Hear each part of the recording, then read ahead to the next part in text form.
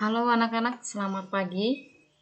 Hari ini kita kembali belajar agama dengan Ibu. Tema kali ini yang akan kita bahas adalah tugasku sebagai citra Allah. Kalau minggu lalu kita sudah belajar bahwa diri kita itu sebenarnya adalah citra Allah, gambaran Allah sendiri. Maka kali ini kita akan lihat apa sebenarnya tugas kita sebagai citra Allah. Maka melalui harapan dengan materi ini, harapannya nanti kita tahu menjaga alam untuk kelangsungan hidup kita ke depan.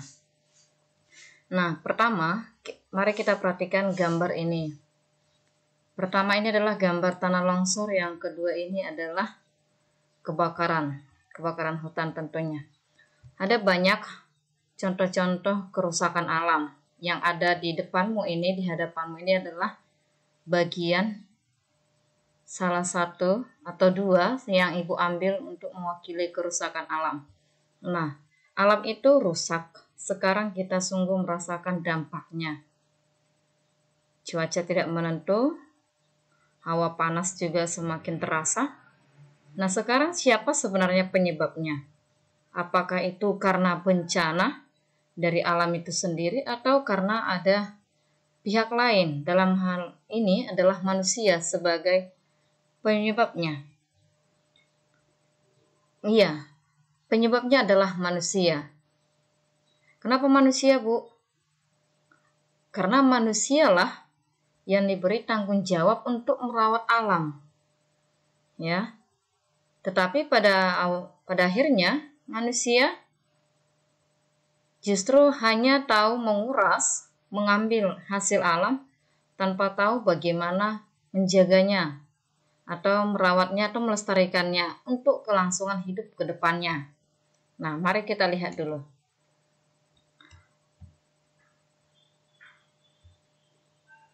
Dalam kitab suci, tepatnya pada Kejadian 1 ayat 26-30, dikatakan bahwa Allah itu menciptakan bumi dengan segala isinya dengan amat baik. Jadi, semua kebutuhan manusia itu sudah tersedia sebenarnya di alam. Manusia hanya perlu mengolahnya dengan akal budi yang sudah diberikan Tuhan untuk kelangsungan hidup manusia maupun ke depannya nanti. Maka manusia diberikan tugas untuk beranak cucu. Gunanya ini untuk apa? Memenuhi bumi. Dan terakhir ini Allah memberikan kuasa untuk menguasai alam ciptaan. Nah, karena manusia diberikan kuasa untuk menguasai alam, ternyata karena ada kata kuasa ini, maka manusia mengira bahwa alam ini bisa dikuasai dengan sekehendaknya sendiri. Tetapi yang dimaksud oleh Tuhan di sini, menguasai alam berarti mengolah dan merawat alam untuk kelangsungan hidup bersama. Bukan justru malah untuk kepentingan pribadi, kelompok, ataupun keluarga. Alam dan manusia itu saling membutuhkan. Baik alam membutuhkan manusia, dan manusia juga membutuhkan alam. Maka perlu adanya kerjasama untuk saling menjaga. Nah, manusia dalam menjalankan tugasnya perlu memperhatikan 3 poin.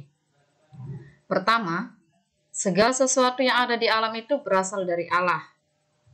Dan nantinya juga akan terarah pada Sang Penciptanya. Siapa Sang Penciptanya? Yaitu Allah sendiri. Lalu yang kedua, setiap makhluk itu memiliki kebaikan sendiri. Hewan itu, tumbuhan juga memiliki kebaikan. Lalu yang ketiga, semua makhluk dan ciptaan Allah ini memiliki ketergantungan satu sama lain. Ya, jadi tumbuhan membutuhkan hewan, hewan membutuhkan tumbuhan ataupun membutuhkan manusia, dan manusia membutuhkan hewan dan juga tumbuhan. Nah, ini adalah poinnya. Jika alam rusak, maka kehidupan manusia juga akan terganggu. Benar? Iya, benar sekali. Kita bisa melihat sekarang, kalau ada banjir, yang terganggu siapa? Manusia juga. Kalau tanah longsor, manusia juga, ya. Mari kita lihat. Kuasa manusia untuk menguasai alam ini bersifat terbatas. Artinya apa? Allah memang memberikan kuasa kepada manusia untuk menguasai alam. Namun manusia tidak dapat bersikap sewenang-wenang terhadap alam. Ini adalah poin pertama. Yang kedua, manusia perlu bijak untuk mengolah alam. Untuk kemuliaan Allah itu sendiri dan juga kebahagiaan manusia sendiri. Ya, perlu kebijaksanaan untuk menggunakan kata kuasa yang diberikan Allah tadi. Jadi bukan semena-mena diambil, diolah, tetapi tidak ditanam kembali, ya. Nah, sifat manusia yang dapat merusak alam itu ada 3. Sebenarnya ada banyak hal, tetapi Ibu hanya mengambil 3 yang menjadi sifat paling umum, ya. Pertama itu adalah egois. Egois itu ya berarti hanya mementingkan diri sendiri, keluarga atau kelompoknya sendiri. Serakah itu ini gambaran yang tidak pernah merasa puas terhadap apa yang dia miliki. Ya, misalnya sudah memiliki rumah, kemudian pengen membuat rumah lebih besar lagi di tempat lain, maka tentunya dia akan menebang hutan, menebang pohon. Nah, kalau sudah begini kan otomatis tanahnya menjadi gundul, dan ini tidak langsung hari itu juga langsung tanah longsor, tidak. Kalau hujan nanti hujan deras, curah hujan terus semakin meninggi, maka ini tentunya akan terjadi tanah longsor. Lalu ini yang ketiga adalah sikap acuh tak acuh. Acuh tak acuh ini tidak mau tahu, tidak peduli gitu loh. Ya kalau banjir ya banjir, ya kalau tanah longsor yang terjadi tanah longsor, ya kalau terjadi kebakaran ya sudah kebakaran. Tidak ada respon dari dirinya bahwa kalau di sana terjadi kebakaran berarti itu adalah ulah manusia, maka manusia yang di sini adalah berarti saya juga ikut di dalamnya, gitu loh. Maka anak-anak, alam itu sebenarnya menghasilkan banyak hal untuk kehidupan manusia. Pakaian kita diambil dari alam. Makanan kita juga dari alam. Kita bernapas oksigen dari mana? Dari alam juga, ya. Kita bisa sehat tentu dari mana juga? Dari alam juga. Ya, jadi sebenarnya kita itu tidak bisa hidup tanpa alam. Alam itu hanya membutuhkan manusia, pertolongan manusia untuk merawat, mengolahnya, melestarikannya untuk kehidupan dan keberlangsungan hidup.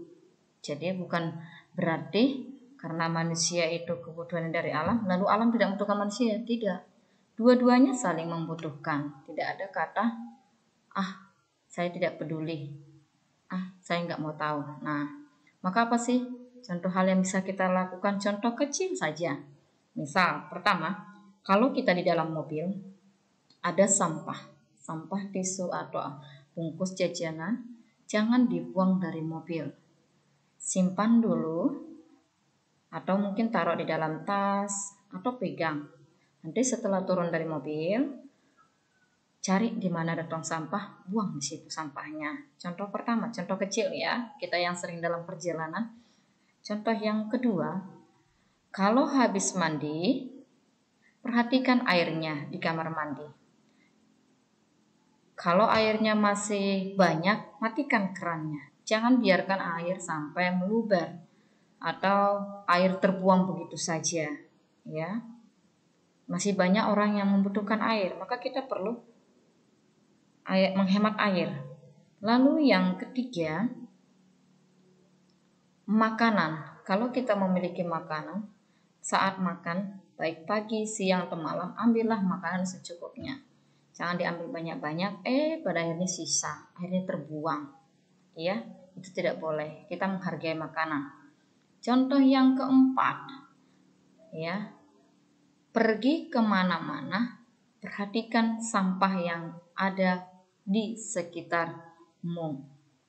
Ya, kalau misalnya ada sampah yang mengganggu pemandanganmu, silahkan dibuang ke tong sampah yang terdekat. Contoh lainnya, ya, contoh yang lainnya adalah boleh menanam bunga di depan rumah. Menanam bunga apakah rugi? Tidak, justru akan mempercantik, menambah suasana indah rumah atau tempat yang kita tinggali. Baik anak-anak, sekian materi kita untuk pagi hari ini. Nanti silakan dikerjakan tugasnya ini. Ini adalah membuat poster tentang ajakan untuk semakin peduli pada alam. Ya. Nanti di SD mungkin kamu sudah pernah belajar poster, maka di SMP Ibu mau kamu membuat sebuah poster yang kaitannya dengan kepedulian pada alam. Nah, banyak contoh-contoh kepedulian pada alam dalam poster ya. Silakan dilihat seperti apa, kemudian dihias secantik mungkin.